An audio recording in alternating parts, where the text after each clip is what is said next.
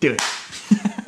Hey, we're coming back with another update this week. This is the first time in a long time that we've been on one of these together. And as I've mentioned in the last couple updates, we want to share a little bit of what we were able to purchase with your year-end gifts as far as equipment. The first thing that we want to share is Gimbal. Yes. This is a handy thing called Gimbal. Yes. This is basically a magic movable tripod that you hold in your hands that, let me just unlock the last thing, which I never find this one. There it is. Back. So this doesn't tell you a lot about what it does, but picture a camera sitting on this thing, and this is a kind of motorized stand that you hold in your hand, and it allows us to get really, really smooth shots because as we walk around, as we move around, this keeps the camera stable and smooth, even as we're maybe moving over rough terrain or as we're trying to do really smooth kind of pan shots and things like that. And it just helps us really increase the quality of the videos that we're able to shoot for our staff. Yeah, and also one more fun function that it has, it's a really nice workout if you don't work out normally. It's really hard to hold it stable and everything for long periods of time. So if you ever want to get a good forearm and tricep workout, go buy yourselves a camera and one of these and run around for 15 minutes. Some of the other stuff that we were able to purchase, we're actually using to shoot this video right now. So I'm going to do something magical and pull out my iPhone and 3, 2, 1. Bang!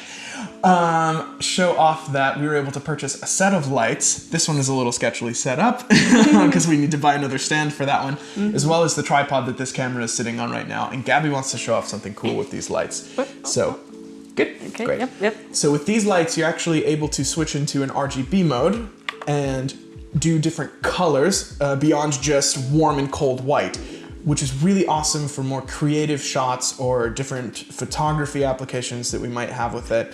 And so far, we are really satisfied with both of these lights, and Gabby's putting a party on my face right now. We are super satisfied with both of these lights, and the best part about them is that they're small, portable, and will be easy for us to travel and use in a variety of applications. So as I've mentioned in the last few updates, Gabby and I have a new project with JV Poland this year. We're going to be going to our Polish national missionaries who are spread out all across the country, serving in their own context.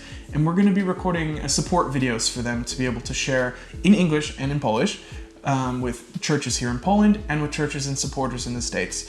A really small number of our dozens of Polish staff are actually at 100%, and this is something that's really kind of, it gets in the way of them being able to serve fully because they have to continually focus on finances and trying to get that last little bit of support. So we're hoping that God is able to kind of use our talents in this opportunity to share the stories of what he's doing in and through these missionaries, and also see them hit full financial support and raise full support teams so that they can be released to just freely focus on what God is doing in their ministries. Yeah, and as we were talking, trying to come up with like kind of a template for everybody, we discovered that the Polish video and English video needs to be a little bit different because in States and in UK, a lot of people know what it means to be a missionary and all of that. Unfortunately, in Poland, it's a little bit different, especially when you're a missionary in your own context. A lot of Poles don't think that this actually qualifies as being a missionary. But if you just cross the border and you're like in the Czech Republic, then yeah, sure, you're a missionary. But if you're serving in your own country, you're not necessarily. So with that, we decided to do something a little bit more extra with those support videos and not only talk about the needs, the story, what they're doing, but also why they think it is important to be a missionary in their own country, where they see it in the Bible, some stories and everything, to just make people aware that this is actual need. And here in Poland especially, like, we need missionaries, and we need missionaries who know how to work with the youth right here. So we hope that it's not it's not gonna only help them raise support, but also help other Poles to understand that it's important to support missionaries serving in here. So we've even actually gotten some unexpected opportunities through the fact that we've been able to gather this equipment with your year-end gifts.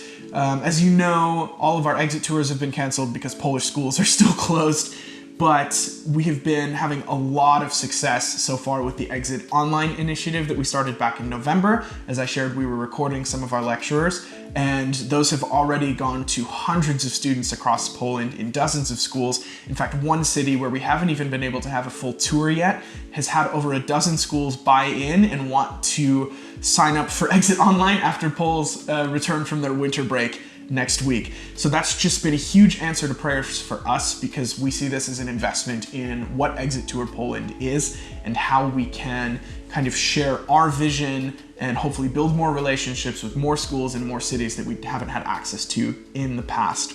Along with that, my teammate in Exit Tour Poland, Veronika, and I, we have been recording a couple vlogs and YouTube videos to kind of help direct students that have more interest after those lectures that are going on online in their schools, and direct them to be able to go deeper on some of these topics and eventually share the gospel with them, just as we do in the afternoon activities when exit tours can happen in reality. Another opportunity that I just got about an hour ago is I will be able to record for all of JV Poland a short video sharing what I was able to do with my youth group as I led this fall, and how we were able to meet still in person in smaller groups, and how we were able to do that legally with coronavirus restrictions and still encourage our students and stay away from doing just purely online things, which a lot of students have just found tiring and kind of, I don't know, just not encouraging and building into them. So I'm super excited to be able to share that with churches around Poland.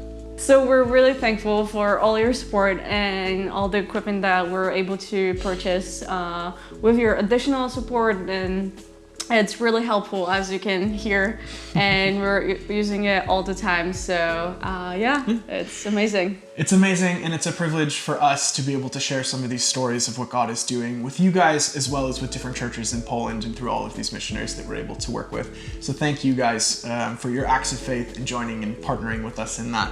And thank you as well always for your prayers. No wedding updates, just for those of you that probably are watching now to the end, just to hear about that. We are still waiting on stuff from the Polish court, and as soon as we know that, I'll throw something in the group and send out an email, and you guys will be the first to know right after our families. So thank you guys, we love you, and we're praying for you as well. Hope you guys stay safe, and we'll see you next week. Yeah.